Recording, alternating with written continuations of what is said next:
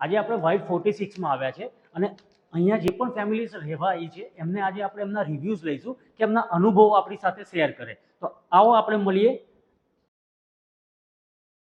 Hello sir. આજે આપણે ભટ્ટ સાહેબને વાઇટ 46માં રહેવા આવ્યા પછીના અનુભવ પૂછીશું. તો ભટ્ટ સાહેબ આજે એમના અનુભવ તમારી સાથે શેર કરશે. તો ભટ્ટ સાહેબ, તમારા અનુભવ તમે થોડા શેર કરી શકો છો.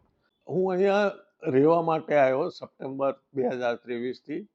જીગરભાઈ તેમજ સાઇટ એન્જિનિયર મહાવીર કાકડિયાનો સાથ સહકાર, પાણીની સગવડતા માટે હજી સુધી કોઈ એવો પ્રોબ્લેમ આવ્યો નથી. ઇલેક્ટ્રિક સપ્લાય એમાં બી કોઈ એવો પ્રોબ્લેમ આવ્યો નથી.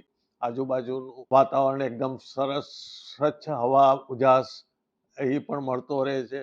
અને ઓવરઓલ બધી રીતે જોઈએ તો આ ઘર એકદમ રહેવા માટે શ્રેષ્ઠ છે. બિલ્ડર્સ, મેનેજમેન્ટ એ પણ બધા એકદમ કોઓપરેટિવ છે, જેથી કરીને અહીંયા રહેવું બહુ સરળ થઈ જાય. બાલ્કની આવે છે, ઈસ્ટ સાઈડમાં આવે છે, એટલે જે સવારનો એકદમ સૂર્યોદયના સમયથી એકદમ જે વાતાવરણ જે જોવા મળે છે એ હજી સુધી મેં અમદાવાદમાં બી ઘણા ઘરમાં રહેલો છે, આવું જોવા નથી મળ્યું. પણ સરસ. એ સિવાય બી એકદમ ઓપન સ્પેસ છે અને ટેરેસ ઉપરથી બી જોઈએ તો ચારેય બાજુ જોઈએ તો એકદમ સરસ રીતે બધા વ્યૂ જોવા મળે છે. પાર્કિંગ અમારે ground floor as well as basement parking છે. સ્કૂટર માટે બી સફિશિયન્ટ પાર્કિંગ છે, કાર માટે બી સફિશિયન્ટ પાર્કિંગ છે.